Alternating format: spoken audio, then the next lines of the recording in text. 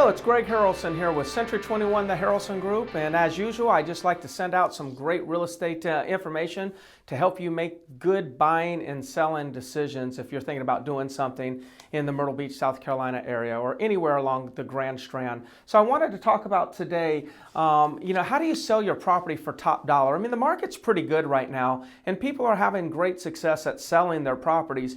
But the key is in every market, there are things that a good professional real estate agent can do to really push that price and give you maximum return off of your sales price. So I wanted just to talk about 4 things here, that are needed in order to get top dollar for your property. Number 1 is exposure.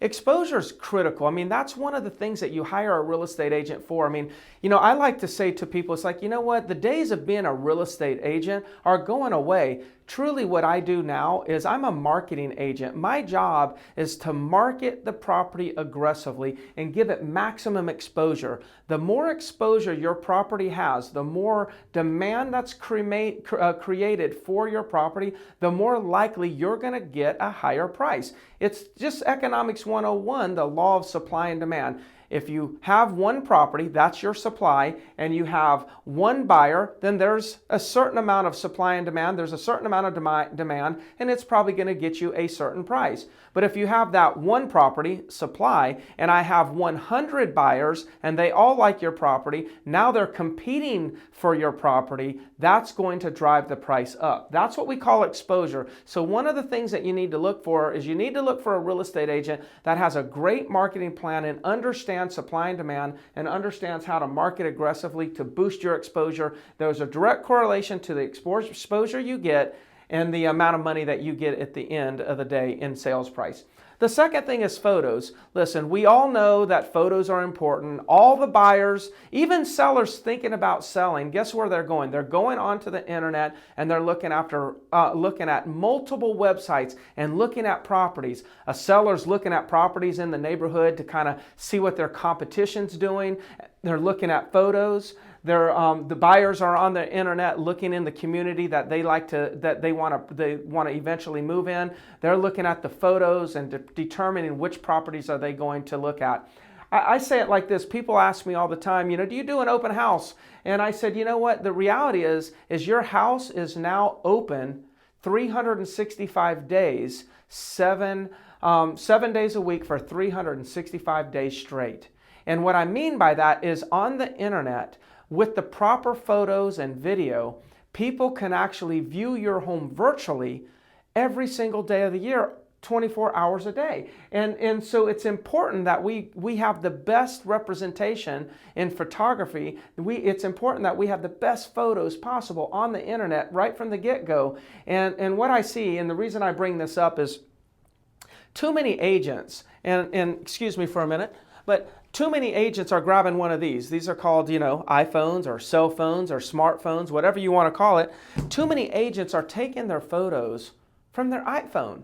And I agree that an iPhone does a pretty good job at taking a good photo, but is that all you want when it comes to representing one of the largest assets that you own right now? I believe not. I actually hire professional photographers to come in and take photos of my units, even for lower price properties, higher price properties, because I know that when I'm giving it a lot of exposure and I'm representing it well, that I'm going to increase the amount of showings and the demand that I get for the property, therefore likely sell it for more money. The third thing is negotiations, and I think a lot of sellers and buyers, they don't pay attention or they don't think about it. It's not at the top of their mind to find a real estate agent that can actually negotiate them the best terms and the best price. And a good negotiator can definitely influence the amount of money that you pay for a property or the amount of money that you sell for the property. So you really got to make sure that you have a strong negotiator. I know one of the things that I do is, when I'm either making an offer for a buyer or I'm negotiating, a price for my seller, I do really good homework and I really look for reasons why, evidence for that would support what my buyer or my seller's looking to accomplish. If my buyer's trying to get a property for a little bit less than what the seller wants to sell it for, I'm looking for evidence, market data that I can actually present to that other party, whether it's another agent or the buyer or the seller on the other side of the table. I'm looking for data that I can show them why my buyer should get this property for $10,000 less.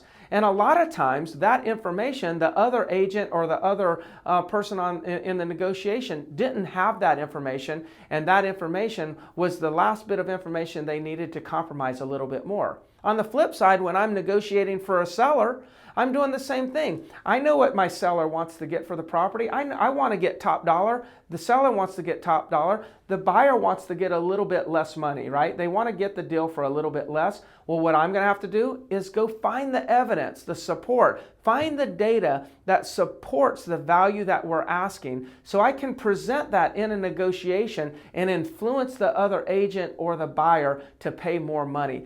It's important that you have a strong negotiator, on your team if you want to get top dollar. Too many agents, buyers, and sellers are giving away money because they're not really focusing on the art of negotiation, and it's still a living art that exists in our real estate business. Last but not least, and it's important, is the pricing strategy. I'm not talking about pricing it low, pricing it high. What I'm talking about, identifying upfront what your pricing strategy is going to be. Are you pricing the property at a firm price to create a lot of demand, almost like an auction or a bidding war type of scenario? Price it at a firm price, a little bit lower or closer to what you're willing to take, knowing that you have no cushion for negotiation, so you price it firm. If you take that strategy, what happens is you get a lot more showings. You're going to get some offers that you're not going to be able to accept because people are just not coming all the way up to your asking price. But if you get enough demand and you show it enough, eventually the right buyer who falls in love with your property will pay the fair price, because when you price it at a firm price and you have data to support why you're doing that and why it's worth your asking price, there are buyers that will pay full price or close to full price when they know that they're actually still getting a value. So that would be one strategy. The next strategy is pricing it with a little bit of cushion.